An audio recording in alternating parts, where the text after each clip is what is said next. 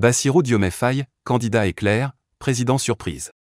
Au Sénégal, à seulement 44 ans, le bras droit d'Ousmane Sonko vient de remporter la présidentielle du 24 mars, avec 54,28% des suffrages. Retour sur le destin inédit de cet inspecteur des impôts devenu chef de l'État par hasard.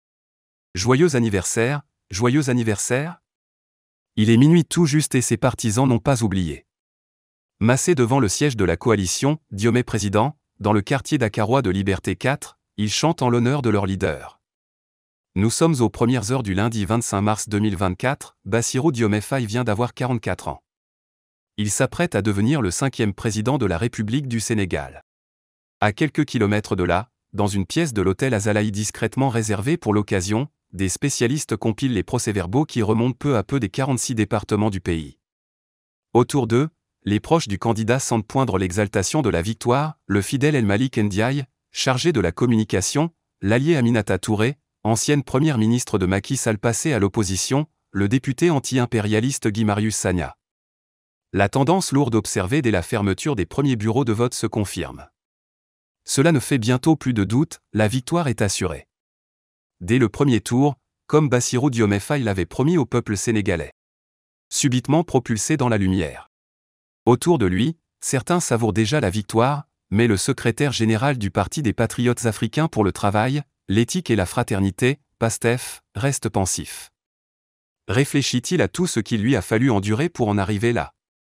Aux années de troubles politiques et de violence qu'a traversé le Sénégal? Aux dizaines de personnes tuées lors des manifestations? Ou commence-t-il à entrevoir le destin qui l'attend? Un destin emprunté à Ousmane Sonko, ce mentor qu'il a désigné pour porter les couleurs du parti à la présidentielle et qui aurait pu être à sa place ce soir-là. À ceux qui le pressent de sortir revendiquer la victoire, Bassirou Diomaye Faye oppose un refus catégorique. Le moment n'est pas encore venu, il ne veut pas, comme le glisse un de ses intimes, rentrer dans la bataille des chiffres.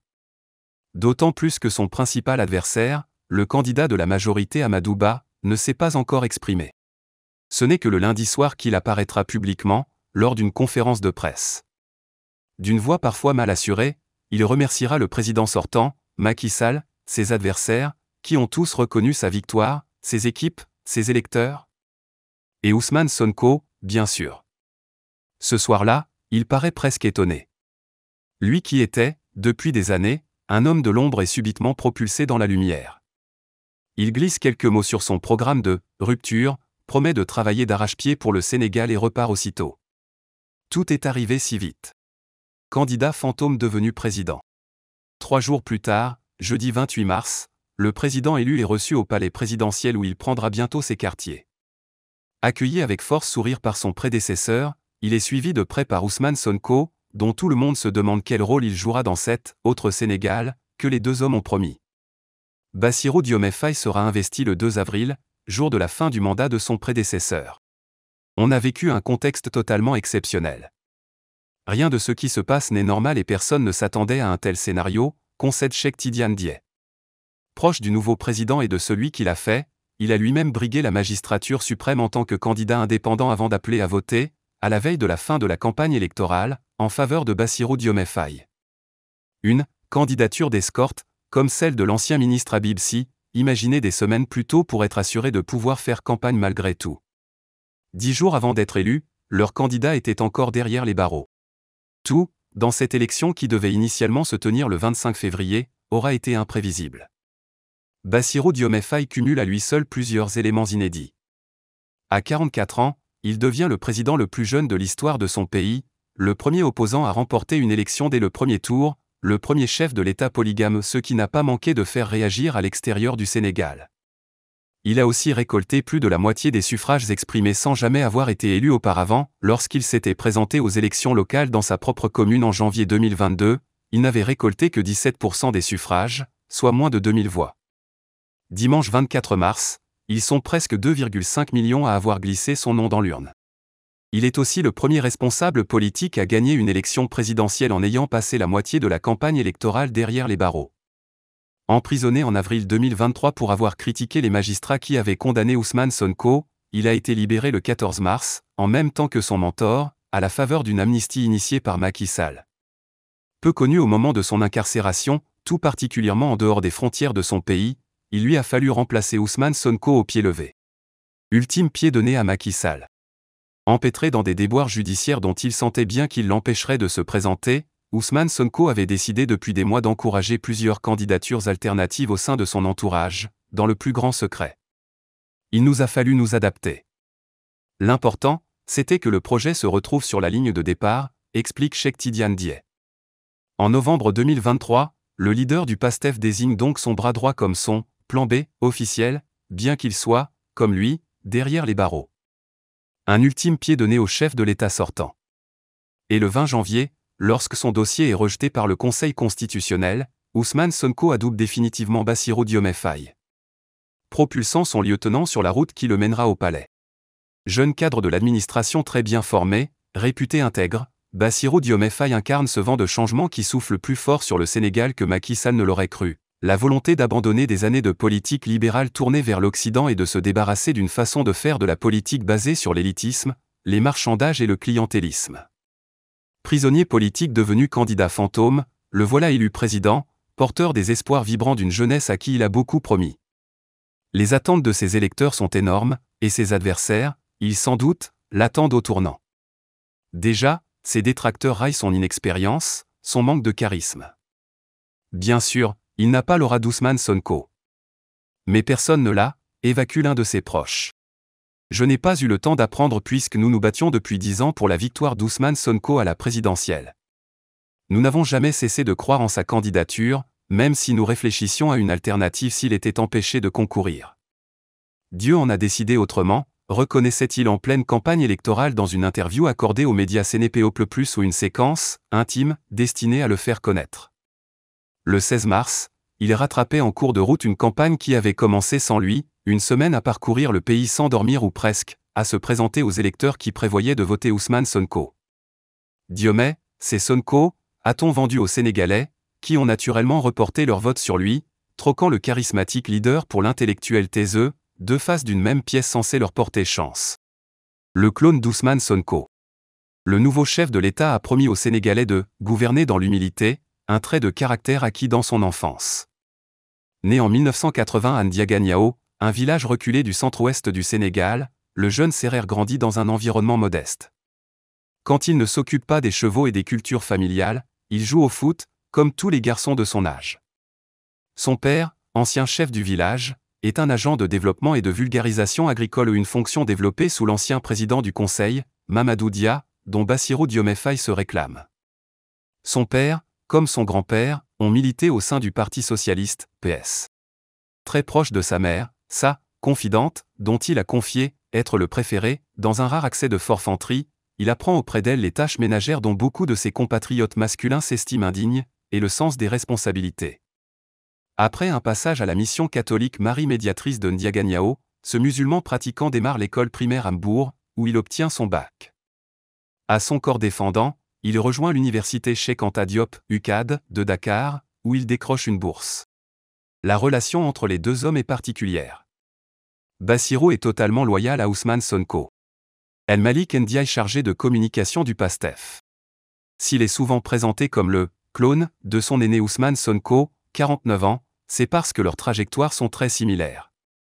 Comme le chef du PASTEF, Diomaye Faye, brillant étudiant, a été admis au concours de l'École nationale d'administration, ENA, après avoir obtenu sa maîtrise de droit. Comme lui, il choisit de faire carrière au sein de la direction des impôts et domaines, qu'il intègre en 2007 où elle est à l'époque dirigée par un certain Amadou Ba. C'est là qu'il y rencontre Ousmane Sonko. Les deux hommes fréquentent la même salle de sport. Avant même d'arriver aux impôts et domaines, j'avais déjà entendu parler de lui, car il avait créé le premier syndicat en 2005, confiait-il à Jeune Afrique début 2023. Un syndicat dont il prendra lui-même la tête en 2018. Leur relation est particulière. Bassirou Diomaye Faye est totalement loyal à Ousmane Sonko, et vice-versa, insiste El Malik Ndiaye, intime des deux hommes. Diomaye Faye intègre rapidement un noyau dur de cet inspecteur qui se forme autour de leur leader. Parmi eux, l'un de ses amis, Birame Souleye Diop, devenu premier vice-président du PASTEF, ou Waly Diouf Bodian, le chargé de sécurité d'Ousmane Sonko. Lorsque le PASTEF est créé en 2014 par quelques dizaines de personnes dans une petite salle de l'UCAD, Bassirou Diomaye Faye est présent. Leur objectif, façonner le nouveau visage de la politique et redonner de la valeur à la parole donnée, selon ses propres termes. Un homme, courtois, posé, très rigoureux. Radié de la fonction publique en 2016 par Macky Sall pour manquement au devoir de réserve, Ousmane Sonko gagne peu à peu en popularité et écume les plateaux de télévision pour critiquer le régime en place. En coulisses, Bassirou Diomaye Faye est l'une des têtes pensantes du parti.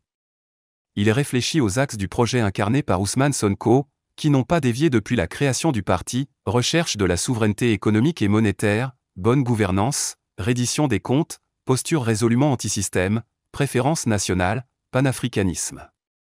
À la veille de l'élection de 2019, il participe à la rédaction du programme du candidat Sonko, il arrivera troisième, et forme les débatteurs à le défendre dans les médias.